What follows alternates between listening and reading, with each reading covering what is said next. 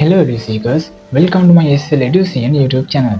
ඉතින් මේ වීඩියෝ එකකින් මම ඔයාලට කියලා දෙන්නම් කොහොමද සරලව සහ නිවැරදිව ARR ගණනය කරන්න කියලා.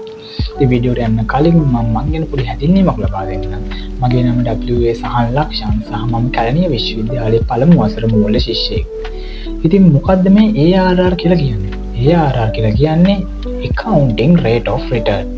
ඒ කියන්නේ සරලව කිව්වොත් ඔයා කිසියම් ආයෝජනයක් කරාම ඒ ආයෝජනයෙන් ලැබෙන ලාභදායීත්වය කියන්නේ ප්‍රොෆිටබිලිටි එක කීයක්ද කියලා මැනීමට අපි භාවිතා කරන සම්මත මිනුමක්. නැවත කියනවා නම් කිසියම් ආයෝජනයක් කරාම ඒ ආයෝජනයෙන් ලැබෙන ලාභදායීත්වය මැනීමට අපි භාවිතා කරන සම්මත මිනුමක්. ඉතින් කොහොමද අපි ගණනය කරන්නේ? අපි ඒක ගණනය කරන්නේ අපේ average annual profit එක බෙදනවා average investment එකෙන් වැඩි කරනවා 100ෙන්. ඒ කියන්නේ අපේ සාමාන්‍ය වාර්ෂික ලාභය සාමාන්‍ය ආයෝජනයෙන් බෙදලා වැඩි කරනවා 100ෙන්. එතකොට අපිට එනවා accounting rate of return එක. නැත්නම් ARR එක. ඉතින් මොකටද අපි මේ ARR එක ගණනය කරන්නේ? ARR එක අපි ගණනය කරන්නේ හිතන්න ඔයා කිසියම් ව්‍යාපෘතියකට යොදවන ආයෝජනයක් ඒ ආයෝජනයෙන් වාට ඕනේ ඒ ආයෝජනයට සාපේක්ෂව වසරකට ලැබෙන ශුද්ධ ලාභය කීයද කියලා ඔයාලට දැනගන්න ඕනේ නෝ. එතකොට ඒ වෙලාවට අපි මෙන්න මේ ARR එක භාවිතා කරලා අපි හොයනවා ඒ ලැබෙන සාමාන්‍ය ලාභය කීයක්ද කියලා. ඉතින් මේ ARR ගණනයකට තියෙන ප්‍රතිශතය මත අපි අවසානයේ තීරණයකට එළඹෙනවා මේ ව්‍යාපෘතිය අපිට කරන්න සුදුසුද නැද්ද කියලා. ඒ කියන්නේ මේ ප්‍රොජෙක්ට් එක අපිට ඇක්සෙප්ට් කරන්න පුළුවන්ද නැත්නම් රිජෙක්ට් කරන්න වෙනවද කියලා අපි මේ ARR එක භාවිතා කරනවා. ඉතින් අපි යම් ගානකට. ඉතින් මේ ගානේදී කියනවා a company is evaluating a project with an investment of 100,000 rupees with is expected ending value of 20,000 after 5 years time. මොකද කියන්නේ කම්පැනි එකක් කිසියම් ඉන්වෙස්ට්මන්ට් එකක් කියන ආයෝජනයක් රුපියල් ලක්ෂයක ආයෝජනයක් කරලා ඒක අගයන්න බලාපොරොත්තු වෙනවා අවුරුදු 5කින්. ඒ කියන්නේ අවුරුදු 5කින් අගයන්න බලාපොරොත්තු වෙනවා සහ ඒකේ එන්ඩින් අවසානයේ ආයෝජන අවසානයේ රුපියල් 20000ක එන්ඩින් වැලියු එකක් තියෙනවා. මොකද මේ එන්ඩින් වැලියු එකක් කියලා කියන්නේ අපේ අර සිංහලෙන් කියන්නේ සුන්බුන්නගේ අන්නේ සුන්බුන්නගේ තමයි එන්ඩින් වැලියු එකක් කියලා කියන්නේ. සමහර ගණන් වල මේක කියනවා සල්වේජ් වැලියු කියලාත් කියන සමහර ගණන් වල. ඒක එන්ඩින් වැලියු එක 20000යි කියන මේ ප්‍රොජෙක්ට් එකේ කාල සීමාව වසර 5යි කියලා කියනවා. ඉනිෂියල් ඉන්වෙස්ට්මන්ට් එක කියන්නේ මූලික ආයෝජනයේ ලක්ෂ්‍යය. ඊට කියන company uses straight line depreciation. ඒ කියන්නේ මේ කම්පැනි එක straight line කියලා කියන්නේ සරල මාර්ග ක්‍රමයට ෂෙයා කරනවා කියලා කියනවා. ඊට revenue expected from the project for the 5 years are 300,000, 200,000, 400,000, 500,000 and 100,000 respectively. මොකද ඒ කියන්නේ මේ ව්‍යාපෘති ආයෝජන වලින් වසර 5 තුල මෙන්න මේ කියන ලක්ෂ 3, ලක්ෂ 2, ලක්ෂ 4, ලක්ෂ 5, ලක්ෂය කියන මුදල් ප්‍රමාණය වාර්ෂික ආදායමක් ලෙස ලැබෙනවා කියලා කියනවා. ඒගොල්ලෝ බලාපොරොත්තු වෙන වාර්ෂික ආදායම් තමයි ලක්ෂ 3, ලක්ෂ 2, ලක්ෂ 4, ලක්ෂ 5, ලක්ෂය කියලා කියන්නේ. ඊට පස්සේ කියනවා the cost of sales to be 30% of revenue. ඒ කියන්නේ මේගොල්ලන්ගේ මේ ව්‍යාපෘති cost of sales එක. කියන්නේ විකුණුම් පිරිවැය 130ක් කියලා කියනවා මේ each revenue වලින්. මේ revenues වලින් 130ක් cost of sales එක කියනවා. ඊට පස්සේ කියනවා fixed cost per annum would be 20,000. ඒ කියන්නේ මේ ව්‍යාපෘති ස්ථාවර පිරිවැය fixed cost එක වාර්ෂිකව මේ රුපියල් 20000ක් කියලා කියනවා. ඊට පස්සේ කියනවා evaluate the project using ARR technique if the company's target ARR is 100%. මොකද කියන්නේ ඊට පස්සේ අපිට කියනවා මේ ARR එක භාවිතා කරලා මේ ව්‍යාපෘති අගයන්න කියලා කියනවා. ඒගොල්ලෝ කියන ඊට පස්සේ ඒගොල්ලෝ ඒ කම්පැනි එකේ ටාගට් ARR එක 100%ක් කියලා කියනවා. අනිත් හරිය මේ කැල්කියුලේට් කරලා පස්සේ එන ARR එක 100%ක් නැත්නම් අපිට මේ ප්‍රොජෙක්ට් එක රිජෙක්ට් කරන්න වෙනවා. අනිත් හරිය 100%ක් හරියට වැඩි වුණොත් අපිට මේ ප්‍රොජෙක්ට් එක ඇක්සෙප්ට් කරන්න පුළුවන්. හරි අපි යන් කොහොමද මේක හදන්නේ කියලා බලන්න. මුලින්ම මේක හදන්න කලින් මේක ස්ටෙප්ස් ටිකක් තියෙනවා. මුලින්ම ඔයගොල්ලෝ මේක කරන්න ඕනේ මේක ඩිප්‍රීසියේෂන් එක හොයාගන්න ඕනේ. ඩිප්‍රීසියේෂන් එක හොයාගන්න මේක කියනවා ඒගොල්ලෝ සරල මාර්ග ක්‍රමයට ෂෙයා කරනවා කියනවා. කොහොමද අපි සරල මාර්ග ක්‍රමයට ෂෙයා කරන්නේ? අපි සාමාන්‍ය ගිණුම් කරන්නේ දැන් අපි ෂෙයා කරන්නේ කිසියම් වත්කමක ධාරණකයෙන් අඩු කරනවා සුම්බුන් නගේ ඊට පස්සේ බෙදනවා ඵලදායී ජීවකාලය. හැබැයි මේ ඉන්වෙස්ට්මන්ට් ගන්නකදී අපි ධාරණකයේ වෙනුවට ගන්න වත්කමේ අපි ඉනිෂියල් ඉන්වෙස්ට්මන්ට් එක තමයි ගන්නෙ. අපිට ඉනිෂියල් ඉන්වෙස්ට්මන්ට් එකෙන් අඩු කරන සුම්බුන් නගේ කියන්නේ එන්ඩින් වැලියු එක 20000 ඊට පස්සේ අපි බෙදනවා ඵලදායී ජීවකාලය. මේක කියනවා මේ ප්‍රොජෙක්ට් එක තියෙන්නේ අවුරුදු 5කට. ඒතකොට ඵලදායී ජීවකාලය වසර 5යි. මෙන්න මෙහෙම ඉනිෂියල් ඉන්වෙස්ට්මන්ට් එකෙන් අඩු කරනවා එන්ඩින් වැලියු එක නැත්නම් සැල්වේජ් වැලියු එක ඊට පස්සේ ඉෆෙක්ටිව් ලයිෆ් ස්පෑන් එකෙන් බෙදනවා ඒක. කියන්නේ ඵලදායී ජීවකාලයෙන් බෙදනවා. ඒතර අපිට කිව්ව ගානේ ඉනිෂියල් ඉන්වෙස්ට්මන්ට් එක ලක්ෂයයි සුන්බුන්නගේ 20000යි ඵලදායී ජීවකාලය වසර 5යි. ඊට පස්සේ අපිට එනවා ඒක කැල්කියුලේට් කරාම ලක්ෂයෙන් අඩු කරනවා 20000ක් බෙදනවා 5න් අපිට එනවා 16000ක් කියලා. හරි අපි දැන් ඩිප්‍රීසියේෂන් එක හොයාගත්තා. ඊට පස්සේ අපි කරන්න ඕනේ මේකේ ටෝටල් රෙවෙනියු එක හොයාගන්න ඕනේ. මේකේ ගාණ කියනවා revenue expected from the project for the 5 years මෙන්න මේ amount එක කියලා කියනවා. ඒතර අපි කරන්න ඕනේ මේ හැම amount එකක්ම අපි එකතු කර ගන්න ඕනේ. මොකද අපි total එක තමයි මේ වගේ ඕනේ. කමෙන්ට් ඇසේ ලක්ෂ 3 දාන ලක්ෂ 2 ලක්ෂ 2 දාන ලක්ෂ 4 දාන ලක්ෂ 5 දාන ලක්ෂ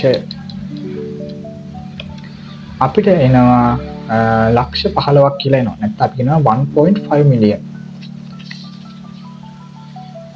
මෙන්න මෙහෙම ලක්ෂ 3 දාන ලක්ෂ 2 දාන ලක්ෂ 4 දාන ලක්ෂ 5 දාන ලක්ෂය සමානයි 1.5 මිලියන්. හරි ඊට පස්සේ මොකද කරන්න ඕනේ? ඊට පස්සේ අපි කරන්න ඕනේ total expenses එක හොයාගන්න ඕනේ. කියන අපේ total cost of sales එක හොයාගන්න ඕනේ. මේක කියනවා the cost of sales to be 30% of revenue. කියන අපි මේ revenue එකෙන් 30%ක් විකුණුම් පිරිවැය කියලා කියනවා. ඒතර අපිට සිද්ධ වෙන මේ හැම revenue එකකින්ම 30% ගානේ ගන්න.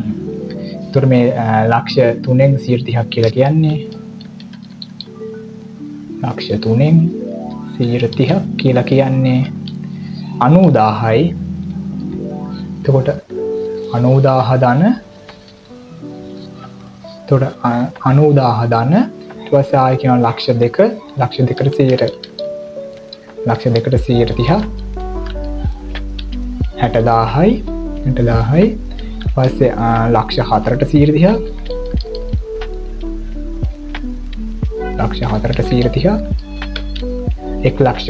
1,20,000යි ඊට පස්සේ ලක්ෂ 5ට 130ක්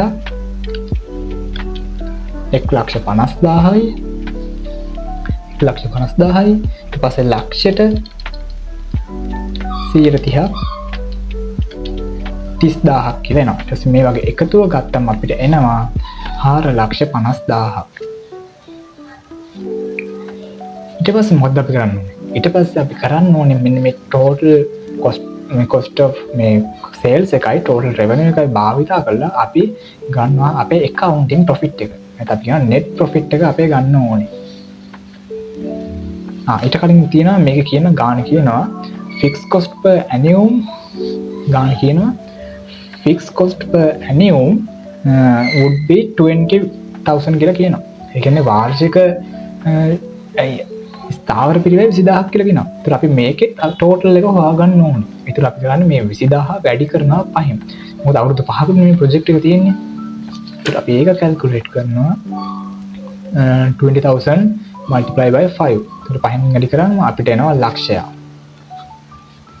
ඊට පස්සේ මොකද්ද අපි කරන්න ඕනේ? ඊට පස්සේ කරන්න ඕනේ මෙන්න මේ cost එකයි revenue ටිකයි භාවිතා කරලා අපි ගන්න ඕනේ accounting profit එක. කියන්නේ අපේ net profit එක ගන්න ඕනේ.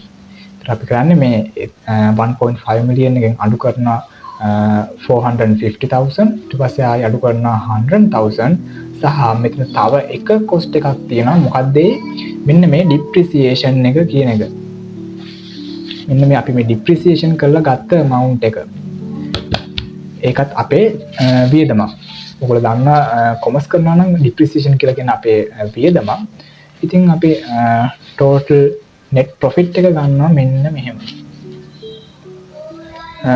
1.5 million minus 450,000 minus 100,000 minus 80,000 මේ 80,000 කියලා කියන්නේ අර අපි depreciation කරලා ගත්ත 16,000 වැඩි කරනවා පහෙන් මොකද අවුරුදු 5ක් නේ ඒකට 80,000 කියලා එනවා ඊට පස්සේ අපි මෙන්න මේ ටික අඩු කරනවාම එනවා 1.5 million minus 450,000 minus 100,000 minus 80,000 සමානයි 8,70,000ක් එනවා. හරි. මේ ගානේ තෝරලා 8,70,000යි. හරි. ඊට පස්සේ මොකක්ද කරන්න ඕනේ? ඊට පස්සේ අපි කරන්න ඕනේ අපි මේ ගත්ත total net profit එක අපි භාවිතා කරලා අපි හොයන්න ඕනේ average profit එක හොයාගන්න ඕනේ. average profit එක හොයාගන්න මොකද කරන්නේ? මෙන්න මේ 8,70,000 බෙදන්න ඕනේ අපේ number of years එකෙන් බෙදන්න ඕනේ. මේ ගානට අනුව අපේ number of years 5යි. ඒතර අපි මේ 8,70,000 බෙදන්න ඕනේ 5න්.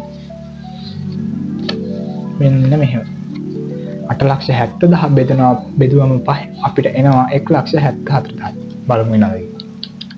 8,70,000 බෙදන්න ඕනේ 5න්. 1,74,000ක් එනවා. ඊට පස්සේ මොකද ගන්න? ඊට පස්සේ අපි කරන්න ඕනේ අපේ average investment එක හොයා ගන්න ඕනේ. average investment එක හොයාගන්න සූත්‍රයක් තියෙනවා අපේ initial investment එකට එකතු කරන්න ඕනේ අපේ සුන්බුන් නගය. ඒ කියන්නේ අපේ ආරම්භක ආයෝජනයේ සුන්බුන් නගය එකතු කරලා ඒක බෙදන්න ඕනේ දෙකෙන්. එතකොට අපිට එනවා average investment සාමාන්‍ය ආයෝජනය එනවා. මෙන්න මෙහෙම. initial investment එකට ending value එක එකතු කරලා බෙදනවා දෙකෙන්. එතකොට අපිට එනවා අපේ initial investment එක ලක්ෂයයි බලන්න ගාන කියපු විදිහට initial investment එක ලක්ෂයයි salvages ඒ කියන්නේ ending value එක 20000යි total number of years 5 years. ඒතර අපි එනවා ලක්ෂයට 20000ක් එකතු කරාම 1,20,000යි 1,20,000 දෙකට බෙදුවම 60,000ක් කියලා එනවා අපිට. ඒකත් හරි. දැන් තමයි අපිට තියෙන්නේ ARR සූත්‍රය භාවිතා කරන්න. හරි. කොහොමද ඒක කරන්නේ? ARR එක සූත්‍රය කියලා කියන්නේ average annual profit එක බෙදනවා average investment එකෙන් ඊපස්සේ වැඩි කරනවා 100ක්. මේ ගානට අනුව දැන් අපි හොයාගත්තා අපේ සාමාන්‍ය කියන්නේ average අපේ average annual profit එක 1,74,000යි සහ average investment එක 60,000යි කියලා ආවා. ඊට පස්සේ අපි දැන් කරන්න ඕනේ අපේ මේක average annual profit එක බෙදන්න ඕනේ average investment එකෙන් ඊට පස්සේ වැඩි කරන්න ඕනේ 100. අපිට average annual profit එක ආවා 1,74,000 ඊට පස්සේ අපේ average investment එක ආවා 60,000 අපි වැඩි කරනවා 100ෙන්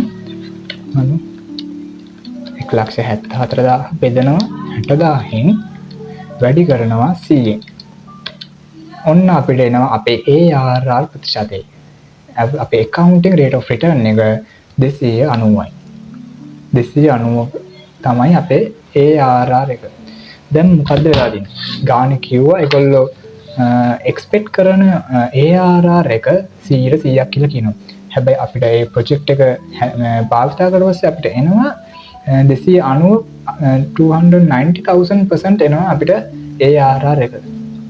එතකොට දැන් අපි මුලින්ම කිව්වා වගේ දැන් අපි ඒගොල්ලෝ බලාපොරොත්තු වෙන ARR එකට වඩා actual ARR එක වැඩි නිසා අපි මේ project එක accept කරන්න ඕනේ. ඕගොල්ලෝ දැන් මේක ගාන හැදුවට විතර මදි අන්තිමට මේකේ ඩිසිෂන් එකක් ලියන්න ඕනේ. නැත්තම් සම්පූර්ණ ලකුණු හම්බෙන්නේ නැහැ. කොහොමද මේක ලියන්නේ? ඩිසිෂන් එක මෙන්න මෙහෙම. Since 290,000 greater than 100%, the company should accept the project.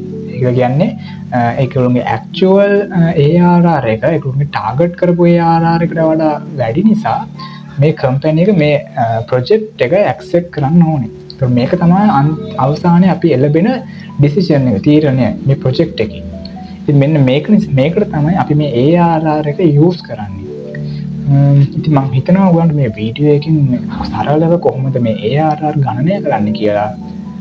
ඉතින් මේ වීඩියෝ එක හොඳයි කියලා හිතනවා නම් ලයික් එකක් දාලා ඉතින් මේ වගේ এডুকেෂන් වීඩියෝස් බලන්න SL Education YouTube channel එක subscribe කරන්න කියලා ආදරෙන් ඉල්ලා සිටිනවා. හමු වෙමු ඊළඟ වීඩියෝ එකකින්.